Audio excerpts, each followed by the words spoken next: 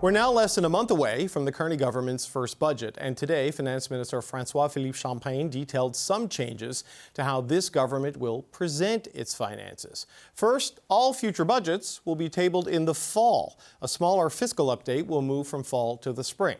Champagne also confirmed this budget will have the usual deficit number we expect from the document, so you can do comparisons, which shows how much total government spending is outpacing revenues. But the Liberals will divide their spending into two categories in the budget. One is spending on day-to-day operations. The other is spending on capital investments. Now, that operation spending includes annual expenses like salaries for government workers and healthcare transfers to the provinces, while capital investments could mean building infrastructure, increasing housing supply, or even the cost of corporate tax incentives that push businesses to invest in themselves. At the time where we say to Canadians that this is a generational moment, that we need to do generational investment, I think it's only fair. I think it's fair to go to Canadians and say, this is what we're going to do with respect to expenses, day-to-day expenses to run the government, to pay salaries and all that, and this is what we're going to do in order to build the future. You know, investment, for example, in infrastructure, investment in housing, the type of thing that create a better future for us collectively. Well, later today, Finance Minister François-Philippe Champagne appeared before MPs on a parliamentary committee, where Conservatives grilled him about those changes. Transparency is a good thing, but every single person in my riding does not get to rework their budget to see if it looks better at month end. The bottom line is the bottom line. Yep. If you don't have money, you don't have money.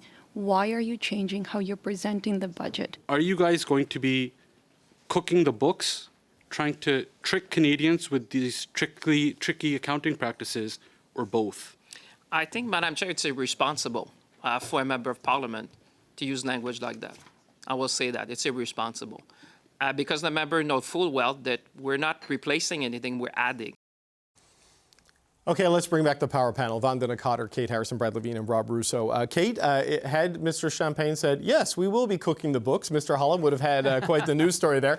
I don't know if this is actually going to make much of a difference for ordinary Canadians. You're still going to get your big deficit number, and then they're going to break it down into its component parts along the lines of the categories they have chosen.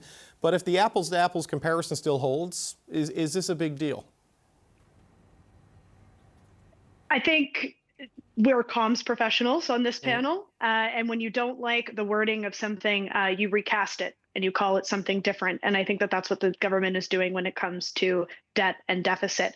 Most Canadians will not parse through operating versus capital expenses in the budget. That's for members of Parliament and people like us to do and undertake. But I do think it sends a signal that the government is wanting to show those investments, expenditures a little bit differently, because they may be able to achieve some type of some balance on operating expenses, but you're going to see a lot of padding on that capital investment side and that capital expenditure side. So it is clever wording to ultimately talk about one thing, which is taxpayer money and debt. I do also find it very curious to use things like tax incentives for private companies as part of a capital investment.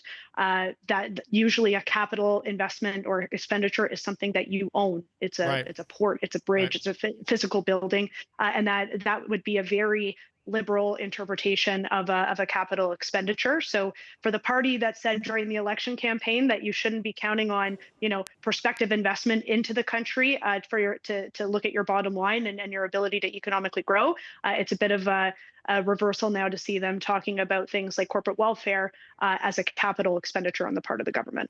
Right. Well, yeah, Vandana, the way that's kind of been explained to me, and look, I have never done sort of business taxes, so I do not know. Anything that builds an asset or creates growth, they're going to list as capital spend. If it's core government transfers, they're going to list as operations. For me, my big concern was that, as the person who's going to do the budget, especially with Rosie, is I want to know what the deficit number is and how it compares to past years. That is still going to be my top line report on this thing. Like how it breaks down, that's for the government to sell. But, does it really matter to Canadians if you divide up how much the debt is growing into these different categories? No, I don't think it matters to most Canadians. I think it adds a level of transparency there. I mean, Mark Carney did say during the campaign that he would balance the operating budget by 2028, I believe. So I think it's a way to showcase, how they're investing in Canada. So similar like a home, you can invest in expanding your home to have it increase in value.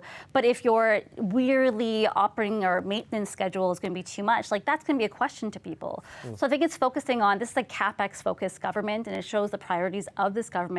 But they want to focus on big things: defense spending, infrastructure, building homes, big pieces that are core ticket items that you need to revitalize this economy, especially vis-a-vis the United States. And I think this is simply just the way, this is a bit of a background of Minister Champagne being in Industry Canada.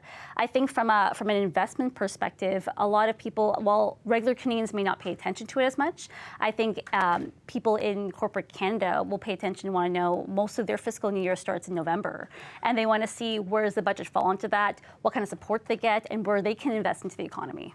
Right, Brad, I can see the wisdom of doing it in the fall to set up the construction seasons and help provincial governments plan. I think that kind of coherence, it was coming so late anyway under the Trudeau government, so it was going to be in the fall whether it was deliberate or not. But I guess an operating deficit and making that the target allows the government to reframe what is the debt that needs to be dealt with, or the deficit that needs to be dealt with, rather than the whole deficit, right? I mean, that is one of the things, I guess, that they could do here, to Kate's point, by how they categorize things. Right. So the two distinct features here. One is the timing of the tabling of the budget. The second one is how it's displayed. So on the how it's displayed, the debate will shift not from what's the size of the deficit, what's the debt to GDP ratio. That will remain headline, frontline debates in this country. What I think it's going to do, though, is the debate, especially among those that pay attention to this, and the average Canadian is not going to notice this, but for the attentive public, MPs, the power panel, we will debate whether or not those two groups, and only those two groups, by the way, MPs in this panel. But keep going. That's right. We will now switch the debate, not for is this enough money for this particular initiative or that particular initiative, but is this in the right column? That is this a credible operating expense, or should this be over at capital, or vice versa? And that's where we're going to get into the debates. I can hear the Finance Committee already debating this to all hours of the day. That takes the ball off the larger thing, but that'll be before the attempt. As for the timing of it, the fall, this is a UK thing, and I know that Carney likes all things UK. He's a bit of an Anglophile from all accounts. So whether or not this has been a long-term plan or not, unknown. But the question will be the timing of the budget and the statements that go into the budget. How much will they be 6 months delayed? Like if you're normally tabling your budget, let's say in February or March, and now you're doing it in November, will we be looking at the previous fiscal year 6 months later? And will the concern be as intense, or will we be looking forward to what? Because the fiscal year hasn't changed. Right. The fiscal year of the Government of Canada remains the end of March. So it really depends on the access to the information, the numbers, for those that analyze it to say what is the true health of the country's finances. Yes, he does like many things British, but maybe other than Brexit, which I don't think he's a fan of. But, Rob, they can do what they want with the budget. Like, I'm not saying they should, because it's a political document, and it sort of tells a narrative. The main estimates and the reporting of those things, this is what the financial experts are going to dig into. So going back to the committee tape we played, if they do try to do monkeying around with the numbers, they're going to get called on that by the actual experts in this field, and that would not be a good reputational move, right, for a prime minister like Mark Carney. And ineffective. I was having some senior synapse spasms today because of a couple of reasons. First of all, because of Pierre Poilievre's letter, and because of this debate over what numbers are important and how they're presented at budget time. As for Mr. Poilievre, I think it's the right approach to hold the government to account.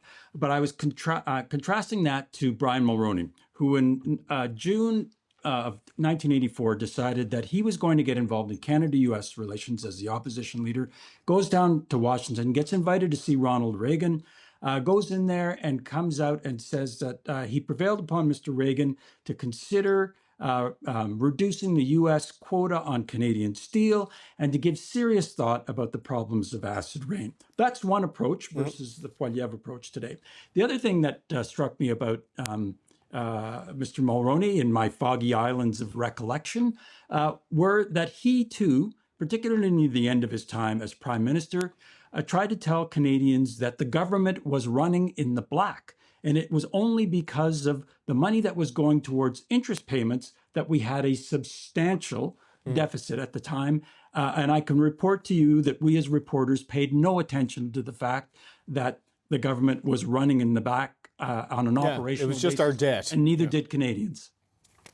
Yeah, and well, that's an interesting point, right? Because it's kind of, Kate, it seems to me a signaling of priorities by dividing it this way. They want to show to people they're not growing government the way Prime Minister Trudeau did. They're not just expanding entitlements the way Prime Minister Trudeau did. They are focusing on growing the economy. And this is a vehicle in their storytelling, is how I see it, rather than an attempt to obfuscate the true state of finances. I mean, what do you think there? I think if it were such a good idea, then it would have been something the government were talking about more than a month prior to delivering the budget. I think there is a ton of value in having a fall financial frame. You mentioned a few of them, David, in terms of predictability for other levels of government. You're getting ahead of construction season. I think there are a lot of practical reasons for that. But if it were such a good idea before, why are we only hearing about it now? Well, it was in their platform. It was in the election platform, right? That they did say they're going to break it up this way and put it that way. So, I mean, so they did signal it. I mean, it did fly under the radar. They did also commit during the election to eliminate that operating deficit within 3 years, and that wasn't a commitment that they came out with today. I also wonder why, when they were facing relentless criticism all spring about what the status was of a spring budget and when we would see the numbers and when we would see those projections, they didn't counter almost immediately with, well, in fact, we're changing the way that we're going to be doing this. We're going to move to a fall system. So I think the timing of this needs to be examined closely. I think that they are trying to get ahead of bad news that is going to be present in the budget. And again, you're seeing the separation of those things to obfuscate from the reality, which is debt and expenditure in both of those columns. Well, look, originally, Vandana, Minister Champagne came in here and said, there's not going to be a budget, and then with a couple of weeks, Mark Carney's like, no, there's going to be a budget. It's going to happen in the fall. So I mean, whatever happened there, happened there. But what is your sense at this point, Vandana, that, what is it, less than a month to go, of just how significant it will be in terms of the bad financial news? Because we've seen the PBO say $68 billion. He's used some adjectives there that his predecessors have said he probably should not have used, but they didn't disagree on the order of magnitude of what the size of the deficit would be, no matter how you split it down on the subtables. Yeah, I think this is why they're formulating it this way between capital and operational spending.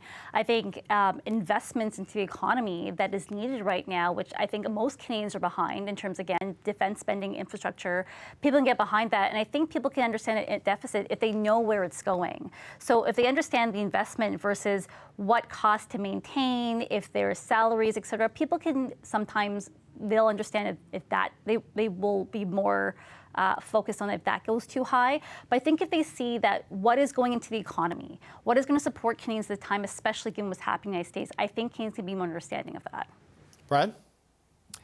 Budgets are communication documents. This isn't changing. This isn't asking any government to change their priorities. They're going to pick their priorities. This is about comms. This is about a communications device so that they can say, this is the money that's going to people, and this is the money that's going into the things that we think are going to stimulate the economy. And that's a communications frame that you don't have under the existing budgeting. Doesn't force Carney to make, or Champagne to make, any new or different decisions. It's how it's explained, it's how it's conveyed to people. That's comms, and that's where if it works, that's where the benefit will be.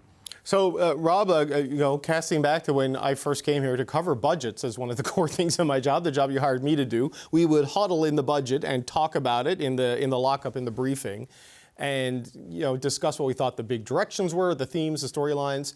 I don't know if the subcategories is going to deviate from the carnage of the tariff war and the size of the deficit in my thinking on budget day. Do you know what I mean? I think those flashing red alarms will drown out the other things. I mean, how do you anticipate it being covered? I think that's why tomorrow is so important. If we get a sense that tomorrow leads to some sense of hope, maybe certainty even, The tone of the budget, or the narrative arc, as we used to try and describe it in those meetings, will be less sepulchral.